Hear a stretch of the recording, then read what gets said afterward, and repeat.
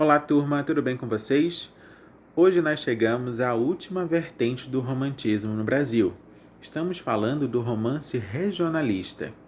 E eu tenho certeza que a maioria de vocês, e até mesmo os pais de vocês, têm conhecimento a respeito do romance regionalista. Um exemplo clássico desse movimento é a obra literária que foi adaptada para a televisão chamada A Escrava Isaura. Quantos já não escutaram, quantos já não leram algum trecho, quantos já não puderam assistir algum trecho dessa telenovela? Mas vamos com calma para explicar o que é este romance regionalista. O romance regionalista, ele tem como objetivo apresentar o Brasil para os brasileiros. Então ele continua nessa pegada nacionalista de apresentar os valores, os costumes e a cultura de um determinado local. Então, o romance regionalista ele vai explorar muito as regiões do Brasil. Há romances que se passam em Minas Gerais, Goiás, no Nordeste, na região central, no Sertão, enfim, há uma variedade de exemplos. Então, o romance regionalista ele tem algumas características muito próprias e muito peculiares. Eu anotei algumas aqui, a gente vai discutir um pouquinho. É o único romance a não sofrer influências da vanguarda europeia.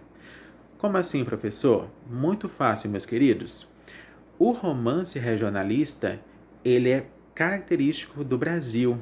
Ele é característico dessa identidade nacional, porque ele deixa de fora todo o modelo que vem da Europa, né? Os costumes, né? Aquelas firulas que os europeus costumavam ter, vai ficar de escanteio e vai se mostrar a riqueza de detalhes do vocabulário, do modo de ser, do modo de agir, do modo de falar do povo brasileiro.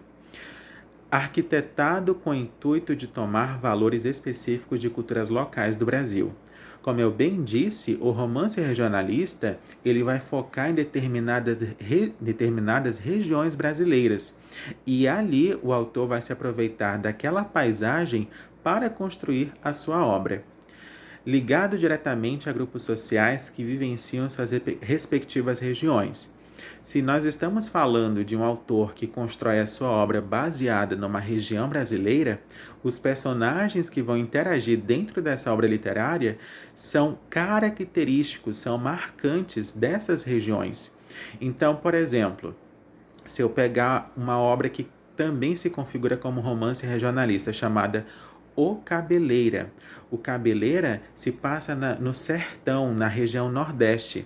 Então ali vão se apresentar o calor da região, o calor do sertão, os costumes, as tradições, como os personagens falavam, as gírias próprias dessa localidade para transmitir o que configura aquela região. Apresenta o clima, os costumes, as gírias, como representantes fortes e marcas nos textos. Quando você se depara com um romance regionalista, quando você está lendo ali a obra em si, você percebe claramente que o autor estudou a fundo para construir a narrativa, né, as falas dos personagens. Então, o modo de falar e o modo de agir serão bem característicos da região em que se passa a história.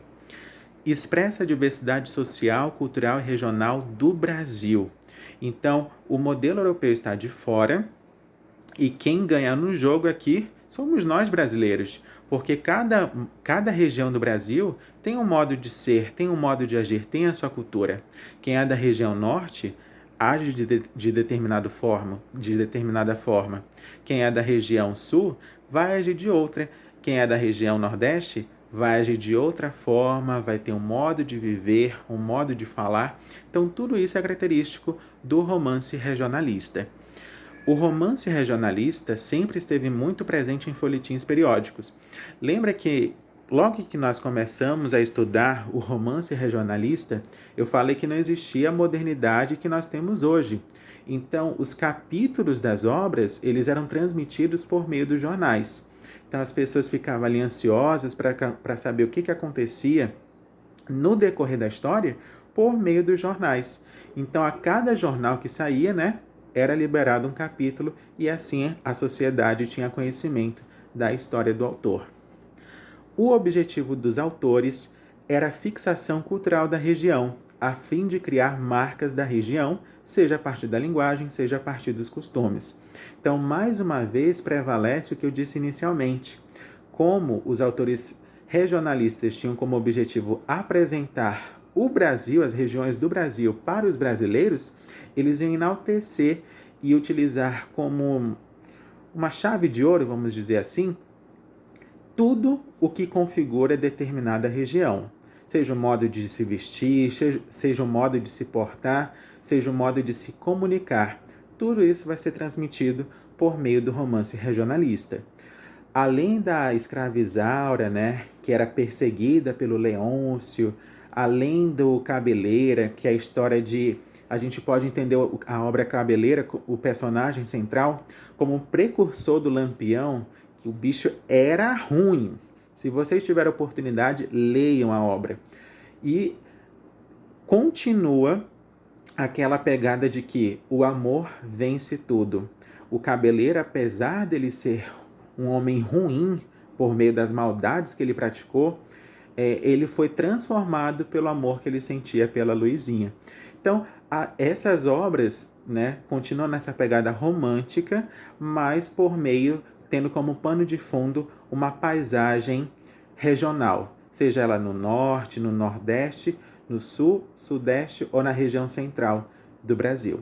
Bem, meus queridos, eu espero que vocês tenham compreendido e qualquer dúvida é só perguntar.